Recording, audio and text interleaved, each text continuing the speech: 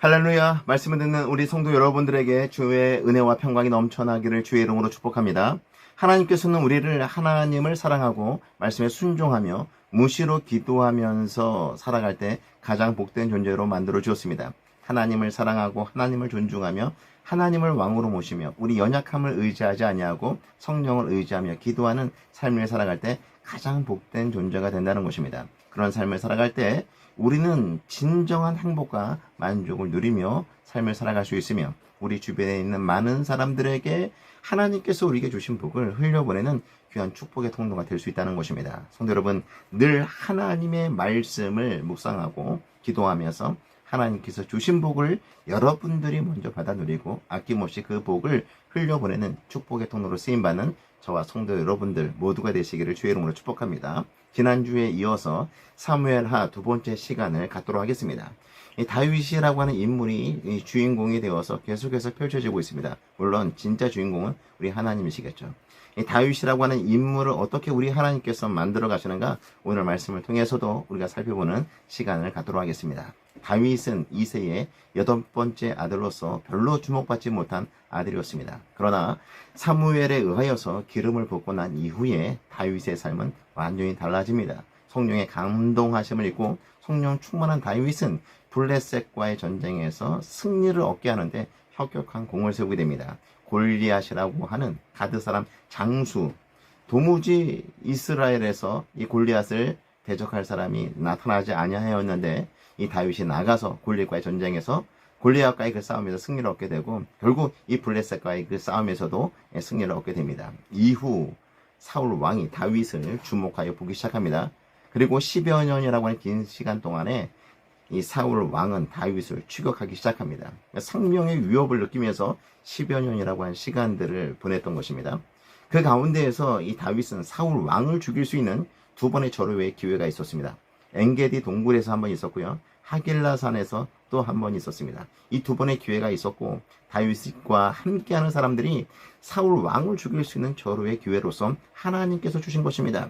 이렇게 다윗을 설득하였지만 다윗은 하나님께서 기름 부어 세운 왕을 죽일 수 없다. 그래서 이 사울 왕을 죽이지 않고 살려주게 됩니다. 이 다윗은 무엇에도 관심이 있었던 사람이었습니까? 사람들로부터 인정받고 사람들로부터 존중받는 것에 관심 있는 것이 아니라 우리 하나님께서 기뻐하시는 것이 무엇인가? 우리 하나님께서 원하시는 것이 무엇인가에 훨씬 더 관심이 있었고 거기에 집중했던 사람이었습니다. 더 나아가서 하나님과 그 인격적 관계, 그 친밀한 관계 속에서 우리 하나님께서 원하시는 것이 무엇이고 우리 하나님께서 기뻐하시는 것이 무엇인가를 정확하게 아는 사람이었다는 것입니다.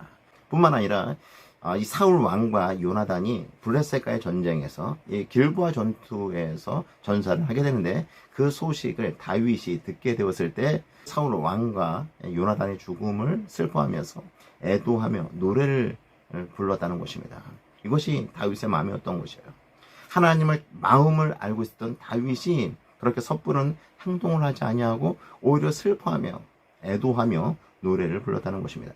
뿐만 아니라 이 다윗은 온 이스라엘의 왕으로 등극하였을 때에도 교만하지 아니하고 늘 하나님께 묻고 하나님을 존중하고 하나님의 말씀에 순종하는 그런 삶을 통하여서 주변 나라들을 정복해 나갔던 왕이 바로 이 다윗이었다는 것입니다. 그래서 이 주변 나라들과 전쟁을 펼치게 될 때 10번 싸우면 10번 이기고 100번 싸우면 100번 이기고 다윗에게는 패배가 없었던 것이죠.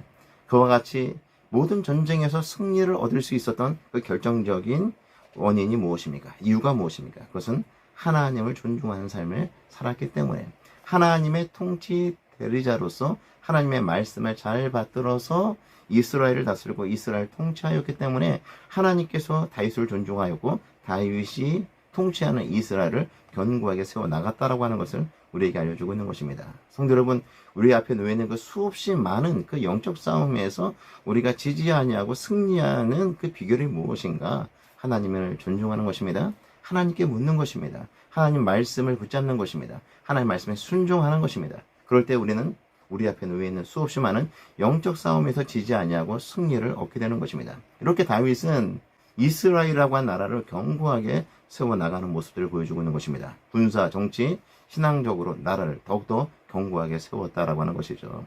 그리고 기럇 여아림 아비나답의 집에 있었던 하나님의 언약궤 오벳 에돔을 거쳐서 시온성 다윗성이라고 하는 예루살렘으로 모시고 오게 되는데, 그 이후 다윗은 하나님의 성전을 짓고자 하는 마음까지도 하나님께 표현하기도 합니다. 이렇게 다윗은 사무엘상 16장부터 사무엘하 10장에 오기까지 전혀 결함이 보이지 않는 완벽한 사람처럼 보여주고 있다는 것입니다. 왜 그렇습니까? 다윗이 하나님을 철저하게 의지하는 삶, 하나님을 존중하는 그런 삶을 살아갔기 때문에 가능했다라고 하는 것입니다. 하나님과 바른 관계 속에서 하나님을 존중하는 그런 삶을 살아가게 될 때 하나님께서 이와 같은 복을 우리에게 허락하신다는 것입니다. 성도 여러분, 다시 말씀드리지만 하나님을 사랑하시기 바랍니다. 하나님의 말씀을 가까이 하시기 바랍니다. 성령을 의지하시기 바랍니다. 연약한 나 자신을 의지하는 것이 아니라 우리의 성령을 의지하고 하나님 말씀에 순종하며 하나님을 존중하며 하나님을 왕으로 모시고 삶을 살아가시는 저와 성도 여러분 되시기 바랍니다. 그럴 때 하나님께서 주신, 하나님만이 주실 수 있는, 세상에서는 맛볼 수 없는, 세상에서 성공하고 출세하고 인기가 많다 해서 경험할 수 없는 그 놀라운 복을, 놀라운 하나님의 은혜를 우리에게 부어주신다는 것입니다. 그 은혜가 우리에게서 차고 넘쳐 우리 주변에 있는 사람들에게 흘러갈 수 있도록 만들어주신다는 것입니다. 다윗 한 사람이 하나님 말씀에 순종하고 하나님 말씀을 견고히 붙잡게 되었을 때 그 한 사람만 복을 받은 것이 아니라 그 복을 이스라엘이라고 하는 나라가 받아 누린 것이 아닙니까? 성도 여러분, 하나님은요, 나 혼자만 복을 받고 거기서 머물러 있기를 원하지 않고 계십니다. 나를 통해서 가정이 회복되기를 원하십니다. 나를 통해서 교회가 더욱더 견고하게 세워지기를 원하십니다. 나를 통해서 이 나라의 민족이 복을 받기를 우리 하나님께서 원하고 계신다는 것입니다. 다윗 한 사람을 통하여서 이스라엘이라고 한 나라가 견고하게 세워진 것처럼 하나님께서는 하나님과 바른 관계를 맺는, 하나님을 존중하는, 하나님을 왕으로 모시고 삶을 살아가는 나를 통해서, 저와 우리 성도 여러분들을 통해서 성도 여러분들과 제가 속해 있는 그 공동체를 공고하게 세워 나가기를 원하시는 것입니다. 다윗의 모습을 통해서 우리에게 분명히 주는 교훈이겠죠. 하나님 말씀을 존중하시기 바랍니다. 하나님의 말씀을 붙잡고 살아가시기 바랍니다. 연약한 자기 자신을 의지하지 마시고요, 성령의 말씀을 붙잡고 무시로 깨어서 성령을 의지하며 기도하는 그런 삶을 살아가게 될 때 여러분들이 복을 받아 누리게 될 것이며, 그 복을 아낌없이 우리 주변에 있는 사람들에게 흘려보내는 귀한 축복의 통로가 되는 줄로 믿습니다. 그렇다면 다윗이라고 하는 사람이 좀 특별한 사람이었는가? 출생 배경부터 시작하여서 그에게 무엇인가가 있었기에 하나님께서 그를 선택하셔서 그에게 복을 주시고 그렇게 주변 나라들보다도 강력한 나라를 형성하는 데 있어서 다윗을 사용하셨는가? 다윗이 이렇게 완벽한 삶을 살아가는 데 있어서 뭔가 다윗에게 있었던 것이 있지는 않았을까? 이런 생각들을 우리가 할 수 있지만 절대 그렇지 않다는 것이야. 다윗도 평범한 사람, 우리와 같은 그런 평범한 사람이다. 성경은 분명히 그 부분에 대해서 말씀하고 있는 것입니다. 이제 11장부터는요, 이 다윗의 연약한 모습, 인간적인 모습이 나타나고 있는데요. 사무엘하 11장 1절부터 5절까지 말씀을 같이 우리 보도록 하겠습니다. 읽겠습니다. 그 해가 돌아와 왕들이 출전할 때가 되매 다윗이 요압과 그에게 있는 그의 부하들과 온 이스라엘 군대를 보내니 그들이 암몬 자손을 멸하고 라빠를 에워쌌고 다윗은 예루살렘에 그대로 있더라. 왕들이 출전할 때, 왕이 이제 출전할 때가 되었는데 왕이 출전하지 않고 이스라엘에, 예루살렘에 그대로 머물러 있습니다. 머물러 있는 것은 어떻게 보면 이 다윗이 이 전쟁에 나가서 하나님을 의지하고 이 전쟁을 마무리해야 될 그 시점이 이르렀는데 그 일을 행하지 아니하고 주변 나라에 있는 왕들과 같이, 열방에 있는 왕들과 같이 자신은 왕궁에 머물러 있으면서 그의 부하들을 통해서 이 전쟁을 펼치고 있는, 이 전쟁을 마무리하려고 하고 있는 다윗의 모습을 보여주고 있는 것입니다. 조금씩 변질되어져 가는 이 다윗의 모습을 우리에게 보여주고 있는 것입니다. 2절에 있는 말씀을 볼까요? 저녁 때에 다윗이 그의 침상에서 일어나, 저녁 때에 침상에서 일어났다라고 하는 것은 그가 낮에 잠을 자고 저녁에 일어났다는 것입니다. 아침에 잠을 자고 우리가 저녁 때 누워야 되는데 이제 생활 패턴이 바뀌었다라고 하는 것을 보여주고 있는 것이고요. 왕궁 옥상에서 거닐다가 그곳에서 보니 한 여인이 목욕을 하는데 심히 아름다워 보이는지라. 한 여인이 목욕하는 것을 보게 됩니다. 그리고 3절에 있는 말씀을 볼까요? 다윗이 사람을 보내 그 여인을 알아보게 하였더니 그가 아뢰되 그는 엘리암의 딸이요 햇사람 우리아의 아내 밧세바가 아니니까 하니 다윗이 전령을 보내어 그 여자를 자기에게로 데려오게 하고 그 여자가 그 부정함을 깨끗하게 하였으므로 더불어 동침함에 그 여자가 자기 집으로 돌아가니라. 그 여인이 임신함에 사람을 보내 다윗에게 말하여 이르되 내가 임신하였나이다 하니라. 지금 다윗이 한 여인을 보죠. 그 여인의 이름은 밧세바입니다. 그 밧세바가 누구인지 이 다윗은 정확하게 알고 있었습니다. 자신의 어떤 충성된 장군이었던 우리아의 아내라고 하는 사실을 분명히 알고 있었습니다. 그럼에도 불구하고 그 여인을 데리고 오라고 전령을 보내게 되는 것이고 그 여인과 동침을 하게 됩니다. 뿐만 아니라 그 여인을 통해서 그 여인이 임신을 하게 되는 그 지경에 이르게 되는 것이죠. 이런 과정들을 보게 되면 자신이 믿고 있는 그 신하 장군의 부인인 것을 분명히 알고도 이렇게 범하였다라고 하는 것은 다윗이 지금 영적 상태가 얼마나 지금 나락에 떨어져 있는 상태인지 비참한 상태인지를 우리에게 보여주고 있는 것이죠. 성도 여러분, 이것이 과연 다윗의 모습일까 의심이 될 정도 다윗은 지금 범죄를 저지르고 있는 것이고요. 그 다음에 그 이후에 행동하는 것을 보게 되면 이것을 은폐하기 위해서 여러 가지 시도들을 하게 됩니다. 전쟁터에 나가 있는 우리아를 데려다가 아내와 동침을 하도록 계속해서 유도를 하지만 우리아는 그렇게 하지 않습니다. 전쟁에 나가 있는 자신의 군사들이 있는데 그렇게 할 수 없다라는 것이죠. 결국 다윗 왕이 선택한 것이 무엇입니까? 최적전지로 격전지로 보내는 것이었어요. 이 우리아를 격전지로 보내서 그곳에서 전사하도록 만드는 것이 이 다윗의 계획이었던 거죠. 우리아를 통해서 요압 장군에게 그와 같은 내용의 편지를 보내게 되고 요압 장군은 우리아를 격전지로 보내서 결국 전사하게 만들죠. 이와 같은 일들을 주도 면밀하게 처리한 사람이 누구입니까? 다윗 왕이었다는 것입니다. 이전에 다윗 왕과는 전혀 그런 다른 모습의 다윗의 모습을 우리에게 보여주고 있는 것입니다. 달라져도 이렇게 달라질 수 있을까? 완전히 변화된 것이 아니라 완전히 변절된 다윗의 모습을 우리에게 보여주고 있는 것입니다. 과거 다윗은 왕이 되어서도 그가 가장 먼저 한 것은 하나님의 언약궤를 가지고 오는 것이었습니다. 그리고 하나님의 성전을 짓고자 하는 그 열망으로 그 열심으로 충만한 사람이 다윗이었죠. 왕이 되어서도 나의 힘이 되신 분이 하나님으로 고백하고 하나님을 철저히 의지하며 모든 전쟁에서 하나님을 의지함으로 승리를 얻었던 사람이 다윗이었던 것입니다. 이런 다윗이 하루아침에 이렇게 무너져 내리고 그리고 그가 짓는 그 죄가 일파만파로 번져 나가는 모습을 바라보게 될 때 이것이 과연 다윗의 모습인가 의심이 들 정도로 다윗이 완전히 변질되는 그런 모습들을 우리에게 보여주고 있는 것입니다.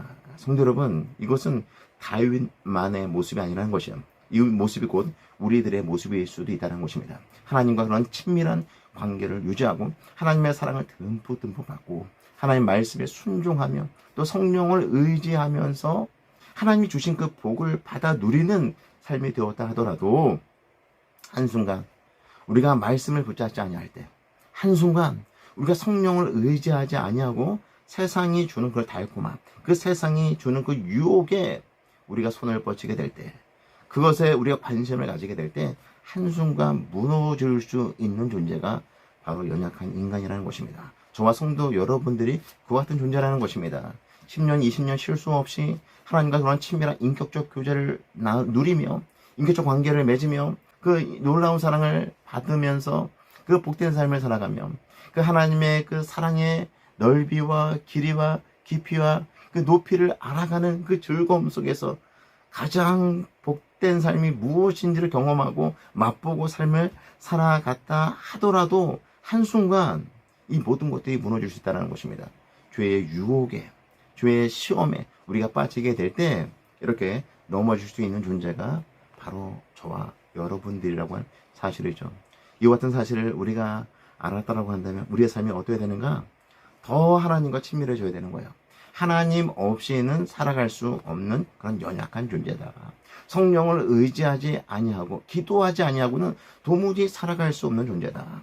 하나님과 그런 친밀한 관계를 유지하며 그 놀라운 은혜를 맛보지 아니하고는 살아갈 수 없는 존재다. 하나님 주신 복으로만 살아갈 수 있는 존재임을 깊이 자각하며 우리가 더욱더 해야 될 것은 말씀을 붙잡는 것입니다. 성령을 의지하면서 무시로 기도하는 삶을 살아가는 것입니다. 언제까지? 우리가 죽을 때까지. 주님 부르시는 그날까지 하나님 말씀을 가까이 하고 기도하는 삶을 우리가 포기해서는 안 된다는 것입니다. 잠깐 우리가 한눈을 팔게 될 때 그렇게 속절없이 우르르 무너지는 것이 연약한 우리의 삶이라는 것입니다. 이와 같은 사실을 기억하시고 늘 하나님 말씀을 가까이 하고 무시로 깨어서 기도하며 하나님의 말씀을 붙잡고 그리고 하나님께서 주시는 그 은혜, 하나님 주신 그 복을 받아 누리며 그 복을 흘려보내는 축복의 통로로 쓰임받는 저와 성도 여러분 모두가 되시기를 주의 이름으로 축복합니다. 이 다윗이 우리아의 아내 밧세바를 범하고 난 이후에 1년이라고 하는 시간이 흐른 것 같습니다.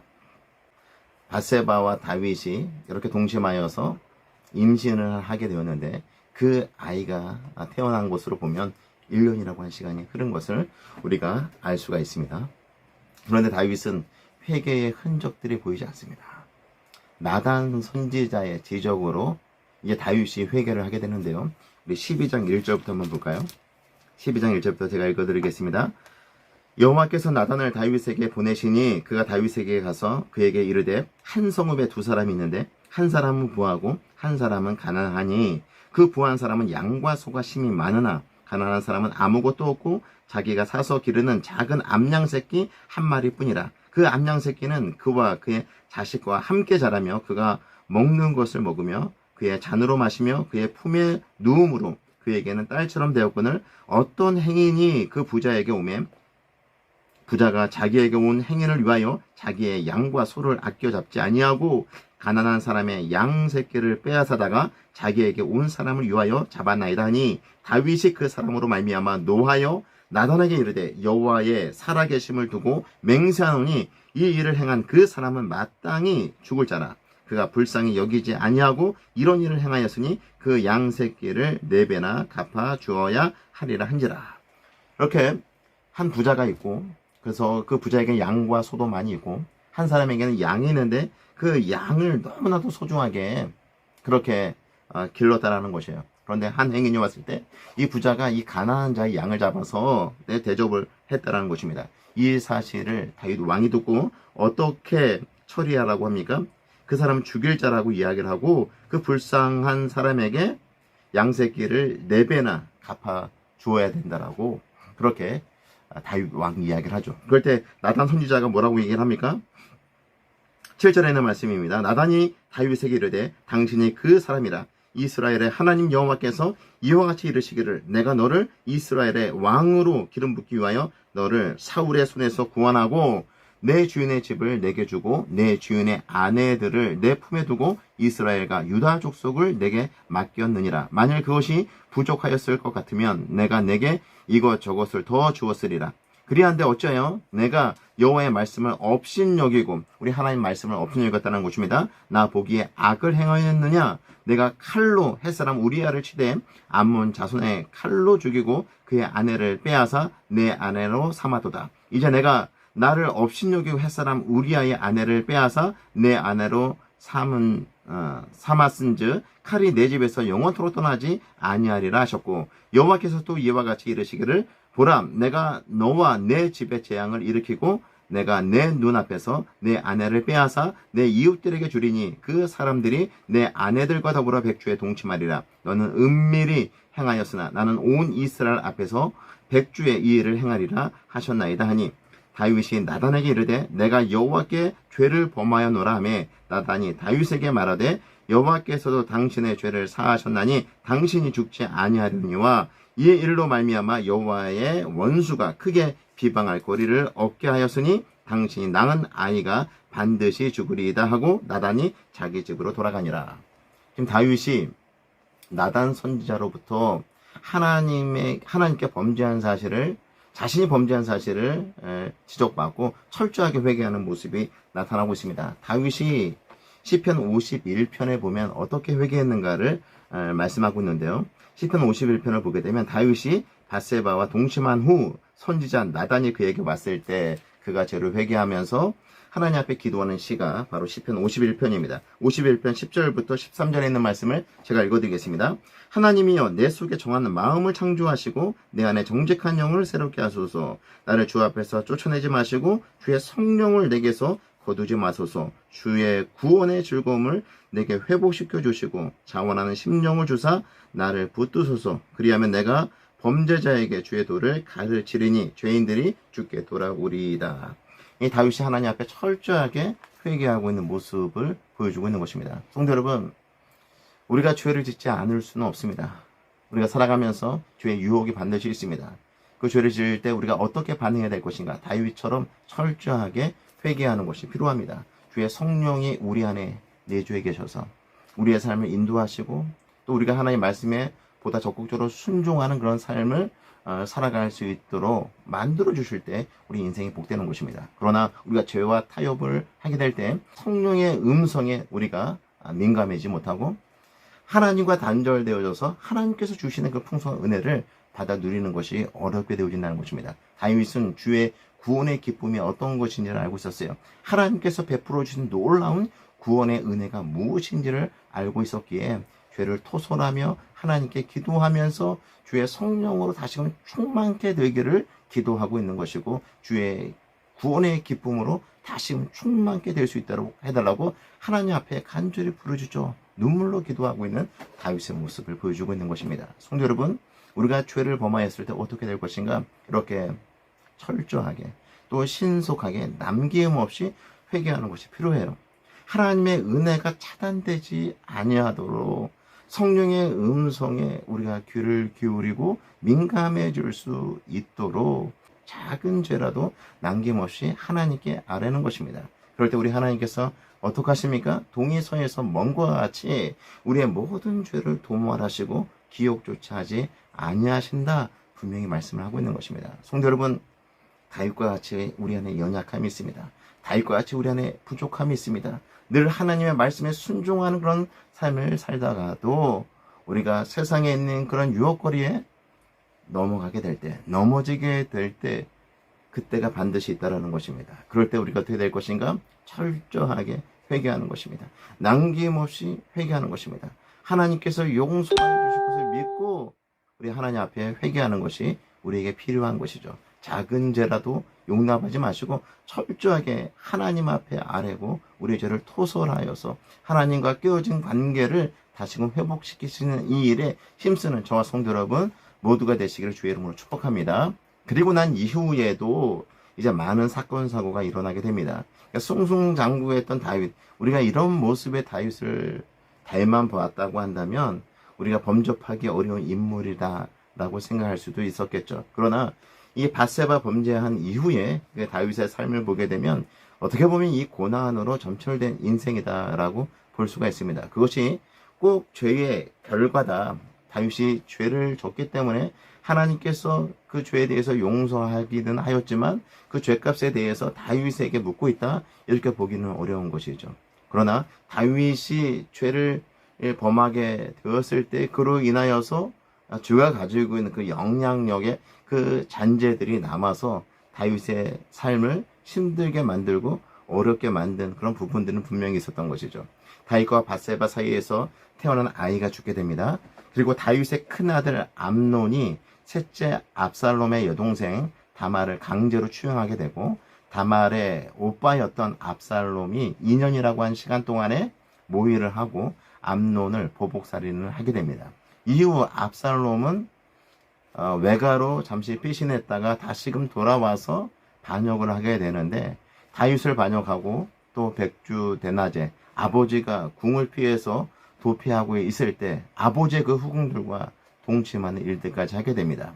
그리고 이 압살롬의 이 반역은 아이도벨의 그 계획을 무력화시키고 다윗의 책사였던 후세의 그 계획을 압살롬이 받아들임으로 그 반역이 실패로 돌아가게 됩니다. 그리고 군대 장관이었던 요압에 의해서 압살롬은 암살이 되고 이제 다윗은 다시 황궁을 하게 됩니다. 이후 그 베냐민 지파의 세바의 반역이 있었고요. 그 다음에 사무엘하 24장에 보게 되면 다윗이 자신의 그 군사력이 얼마나 되는가를 알아보기 위해서 인구조사를 하게 되는데 3일 전염병으로 7만 명이 죽게 됩니다. 이렇게 많은 일들이 바세바 범죄 이후에 벌어지게 되는데, 말씀드렸던 것처럼 사무엘상 16장부터 사무엘하 10장까지는 이 다윗이 어떻게 하나님을 섬기고 하나님을 존중하고 하나님을 왕으로 모시며 삶을 살았는지를 보여주고 있어요. 그럴 때 하나님께서 주신 복이 얼마나 컸는지를 보여주고 있는데, 이 11장부터 시작하여서 24장까지 있는 말씀들을 보게 되면 이 다윗이 과거에 그러니까 하나님을 잘 섬기면서 하나님께서 주신 그 놀라운 복들을 받아 누리면서 나라를 태평하게 견고하게 세웠던 그런 장면들이 잘 나타나고 있지 않다는 것입니다. 우리가 얼마나 연약한 존재인가, 하나님 없이는 살아갈 수 없는 그런 존재인가를 우리에게 다시 한번 보여주고 있는 것입니다. 성도 여러분, 말씀드렸다시피 우리가 하나님의 말씀에 순종하고 하나님을 존중하고 그리고 하나님을 왕으로 모시고 삶을 살아갈 때 하나님께서 우리의 삶을 존중해 주십니다. 하나님께서 우리의 삶을 인정해 주시고요, 높여 주십니다. 그러나 우리가 하나님을 멸시하거나 하나님을 없이 여기거나 하나님의 말씀을 가까이 하지 않는 삶을 살아가게 될 때 우리의 삶이 비참한 지경에 이를 수 있다는 것입니다. 그래서 예수 그리스도를 통하여서 우리 안에 성령을 내주하게 하신 것입니다. 우리가 해야 될 것이 무엇입니까? 성령의 음성을 끊임없이 들어가면서 우리가 하나님 말씀을 가까이 하고 그 말씀에 순종하고 또한 하나님을 왕으로 모시고 하나님을 존중하는 그런 삶들을 살아가야 되는 것이죠. 성도 여러분, 우리가 하나님 말씀에 순종하고 하나님을 가까이 하는 삶을 살아가게 될 때 나 혼자만 복을 받아 누리는 것이 아니라 내 주변에 있는 사람들이 복을 받는다는 것입니다. 반대로 말씀에 순종하지 아니하고 내 마음대로 내가 왕이 되어서 삶을 살아가게 될 때 나를 비롯하여서 내 주변에 있는 사람들이 어려움을 겪게 된다는 것입니다. 다윗이 교만하여서 인구조사를 하게 되었을 때 3일 온역으로 7만 명의 사람이 죽었다라고 하는 것, 한 사람의 불순종으로 인해서 공동체 전체가 어려움을 당할 수 있다라고 하는 그 측면들을 우리에게 분명히 말씀해 주고 있는 것입니다. 성도 여러분, 내 삶의 주인이 내가 됨으로 통하여서 하나님께서 허락하신, 하나님께서 우리에게 주신 그 복도 받아 누리지 못하고 나로 인해서 내 주변에 있는 사람들이 상처받고 아파하고 힘들어하며 병든 그런 공동체로 전락하게 가고 있다고 한다면 우리가 어떻게 될 것입니까? 오늘 말씀을 통해서 우리에게 분명한 교훈을 주고 있지 않습니까? 하나님의 말씀에 순종하시기 바랍니다. 하나님을 왕으로 모시고 그리고 하나님을 존중하는 그런 삶들을 통하여서 하나님께서 주시는 그 복들을 먼저 저와 여러분들이 받아 누리고 그 복을 아낌없이 우리 주변에 있는 사람들, 우리가 속해 있는 그런 공동체 구성원들에게 아낌없이 흘려보내는 귀한 축복의 통로가 될 수 있기를 주의 이름으로 축복합니다. 이제 말씀을 마무리하고자 합니다. 사무엘서의 어떤 전체 주제 그리고 이야기의 어떤 맥락 속에서 우리가 찾을 수 있는 핵심적인 주제가 무엇입니까? 제가 지난주 이번 주 계속해서 말씀을 전하면서 강조했던 것인데, 하나님을 존중하는 자는 우리 하나님께서 반드시 존중하십니다. 하나님 말씀을 가까이 하고 그 말씀에 순종하는 사람들에게 하나님께서 복을 주시고 그 복이 이웃들에게, 내가 속해 있는 그 공동체에게 반드시 흘러 넘치도록 우리 하나님께서 허락하신다는 것입니다. 이렇게 하나님을 존중하는 그 삶을 통하여서 여러분들 삶들이 복을 받고 그 복을 흘려보내는 귀한 축복의 통로가 될 수 있기를 바랍니다. 무엇보다도 내가 죄를 범하였을 때는 어떡하라고요? 신속하게, 철저하게, 남김없이 회개함으로 하나님과의 그런 관계가 다시금 회복되어져야 됩니다. 우리가 죄를 범하였을 때 다윗과 같이 철저하게 하나님 앞에 회개를 하게 되면 우리 하나님께서 동이 서에서 먼과 같이 우리의 모든 죄를 하나님께서 용서하여 주시고 다시금 은혜의 통로가 활짝 열려서 하나님께서 우리에게 은혜를 주신다는 것입니다. 작은 죄라도 남김없이 철저하게 회개하며 기도하는 저와 성도 여러분들이 될 수 있기를 바랍니다. 그리고 어제까지 우리가 은혜 생활을 하고, 아니 지금 이 순간까지 우리가 쉼없이 은혜를 받아 누리며 하나님과 그런 친밀한 관계를 유지하며 하나님을 존중하며 하나님 말씀에 순종함으로 하나님께서 주신 복을 우리가 받아 누리는 삶을 살았다고 해서 저절로 이 삶이 지속되지는 않는다는 것입니다. 우리가 게으르고 나태하고 내 마음대로 살려고 하는 것은 우리가 노력하지 않아도 그것은 얼마든지 우리가 할 수 있는 것이지만 우리가 하나님을 존중하는 사람들은 일평생 살아가면서 해야 되는 것입니다. 잠시라도 중단하게 될 때 죄의 유혹에 얼마든지 넘어질 수 있는 존재예요. 지금까지 은혜 생활을 했으니까 내일부터는 조금 좀 쉬면서 신앙생활을 하자. 내일부터는 내가 지금까지 열심히 했으니까 앞으로도 이렇게 열심히 달려갈 필요가 있는가? 이제 좀 쉬엄쉬엄 하자. 바로 그때가 조심해야 될 때고 그때가 위험한 때라는 것입니다. 죽을 때까지 주님이 우리 부르실 그날까지 하나님 말씀에 가까이 하며 하나님을 존중하며 무시로 성령을 의지하며 기도하는 그런 삶을 통하여서 하나님이 주신 복, 여러분들 이미 알고 있지 않습니까? 하나님께서 주시는 그 풍성한 복들을 우리가 받아 누리고 그 복을 우리 이웃들에게, 내가 속해 있는 공동체에게 아낌없이 흘려보내는 귀한 축복의 통로가 될 수 있기를 바랍니다. 무엇보다 우리가 연약한 존재라는 것을 기억하시기 바랍니다. 다윗도 한순간 무너졌잖아요. 우리가 연약한 존재라는 사실을 기억하시고 늘 성령을 의지하고 무시로 기도하면서 우리 앞에 놓여 있는 그 수없이 많은 영적 싸움에서 승리하는 삶을 살아가시는 저 성도 여러분 모두가 되시기를 주의 이름으로 축복합니다. 하나님 아버지 은혜와 사랑을 감사를 드립니다. 허물과 죄로 죽었던 우리를 예수 그리스도 안에서 다시금 살려주시고 하나님의 귀한 자녀가 되게 하심을 감사를 드립니다. 또한 말씀에 순종하며 하나님을 존중하며 하나님을 왕으로 모시고 살아가며 하나님께서 주신 복을 받아 누리게 하심을 감사를 드립니다. 그 복을 내가 속해 있는 공동체에 흘려보내고 또 내가 속해 있는 그 이웃들에게 흘려보내는 축복의 통로가 되게 하여 주시옵소서. 짐짓 범죄한 것이 있다면 철저히 남김없이 신속하게 회개하게 하시고 동해성에서 먼과 같이 우리의 죄를 옮겨 주시옵소서. 기억조차 하지 아니하시고 다시금 은혜의 통로가 활짝 열려서 하나님께서 베푸르신 그 놀라운 은혜를 공급받게 하여 주시옵소서. 하나님과 친밀한 관계를 유지하면서 인간이 얼마나 연약한 존재인지를 잊지 않게 하시고 무시로 성령 안에서 깨어서 기도하며 또 하나님의 말씀으로 무장하여서 우리 앞에 놓여있는 수없이 많은 영적 전쟁에서 영적 싸움에서 승리하는 복된 삶을 살아가시는 우리 모든 성도들 되게 하여 주시옵소서. 감사를 드리며 이 모든 말씀 예수님의 이름으로 기도하옵나이다. 아멘.